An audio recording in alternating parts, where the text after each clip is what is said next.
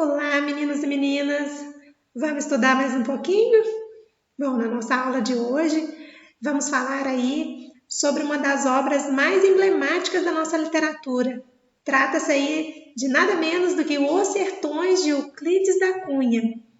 Vamos começar? A publicação desse livro, em 1902, vai marcar aí o início do pré-modernismo no Brasil, que foi caracterizado pela transição do simbolismo para o modernismo. E dentre os principais nomes desse período aí, a gente vai destacar o Euclides da Cunha, que vai ser o assunto da nossa aula de hoje. Apesar de nós termos aí, a nata da nata, Monteiro Lobato, Lima Barreto, Augusto dos Anjos. Mas como chegou até nós aí, esse gráfico novel fantástico, nada mais justo que antes de fazer a leitura, a gente conhecer melhor o autor, o contexto e a obra de forma integral. Vamos trabalhar? Para a gente fazer isso, é necessário entender um pouco o tempo de Euclides da Cunha. Então, a gente está falando aí do final do século XIX, que foi o tempo aí mais incrível da intelectualidade brasileira. Foi um momento em que a ciência chegava e se enraizava por aqui. E isso transformou muito a cultura, a sociedade e, é claro, o intelecto das pessoas daquela época. E já aí, com pouca idade, entre os 17 e 18 anos, esse homem já tinha uma bagagem de leitura assombrosa.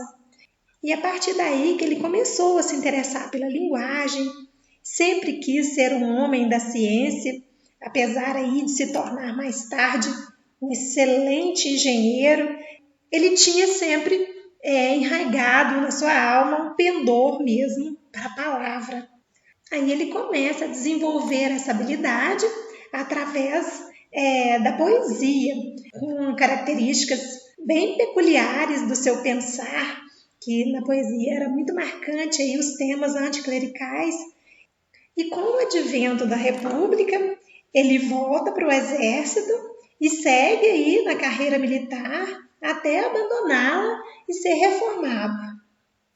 Aí ele começa então a fazer publicações no jornal. E a convite desse dono do jornal, ele vai para a Bahia, na comitiva aí do ministro de Guerra, o Marechal Bittencourt, e acaba aí por testemunhar os últimos momentos do conflito lá da Guerra de Canudos. É claro que quando ele chega em Canudos, ele percebe que a ideia de que todos tinham sobre o que estava acontecendo ali era uma mentira. Não havia ali rebelião nenhuma a favor da monarquia, conforme se falava. Mas esse é um assunto que agora a gente vai tratar aqui na sequência. A versão oficial da guerra vai ser desmentida, então, nessa obra. O governo vendeu a história de que a guerra foi um ato heróico do exército contra um povo aí fortemente armado que queria tomar o governo, destituir a república e implantar novamente a monarquia.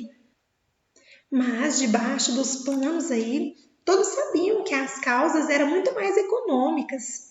Porque naquela região tinha muitos latifundiários, donos de grandes extensões de terra, que precisavam ali de mão de obra barata. Afinal, era um lugar praticamente inóspito. Só que surgiu ali a comunidade de Canudos, liderada pelo messiânico Antônio Conselheiro. E lá as pessoas se ajudavam e tudo era dividido. E aí, em pouco tempo, o que era um pequeno povoado se transformou aí numa comunidade com cerca de 120 mil habitantes. A mão de obra, óbvio, começou a ficar escassa e os latifundiários procuraram o governo. E como Antônio Conselheiro aí pregava o não pagamento de impostos, o governo achou um motivo para prender o líder. Aí ele mandou 120 soldados para fazer o serviço, que, claro, foram expulsos pelos sertanejos. Aí, na segunda expedição, ele mandou 500, e também os 500 foram derrotados. Aí ele mandou 1.200 e nada. Então, ele armou 6.000 homens, que havia de melhor, e esses movidos pelo ódio, cercaram a cidade, bombardearam com ordens expressas de não fazer nenhum prisioneiro. Essa aí, então, é a história da Guerra de Canudos. Agora nós vamos ver como que isso foi colocado no livro Os Sertões. Euclides da Cunha tinha uma mente muito lógica e científica. Então ele começou a obra tratando da terra, porque dentro do pensamento da época, que era o determinismo, você precisava entender o meio para depois entender o indivíduo. E esse indivíduo, portanto, era moldado através do meio onde ele vivia. Aí, para entender o sertanejo de forma plural, ou seja, o coletivo, segundo Euclides, precisava também entender o homem enquanto indivíduo. Então, para expor esse contexto, ele traçou um triângulo, onde seria necessário entender o meio físico, que era a terra, a raça, de onde vêm os componentes genéticos, e o momento histórico, que é a luta. Conforme já dito aí, a obra começa tratando dos aspectos da terra, descrevendo a flora, o relevo, o clima do sertão, através de uma análise científica e com foco também nos aspectos topográficos do lugar. A partir desse meio físico, já é passado ao leitor de como será o homem que vive ali. E essa, então, é a segunda parte. Aí ele vai destacar um sertanejo sofrido, mas resistente, sempre lutando. Mas, por outro lado, esse homem fica isolado e vive em um meio retrógrado, não acompanha o passo da civilização, do progresso, e ele, sendo isolado, fica lá também certos componentes religiosos, desde a época da chegada dos portugueses, lá na fase da colonização. Então, ele vai observar aí, nesta gente, muito misticismo, muita religiosidade, muita superstição. E a partir de toda essa análise, Euclides chega então na terceira parte, que é a luta. E aí você se pergunta, mas por que essa luta ocorreu?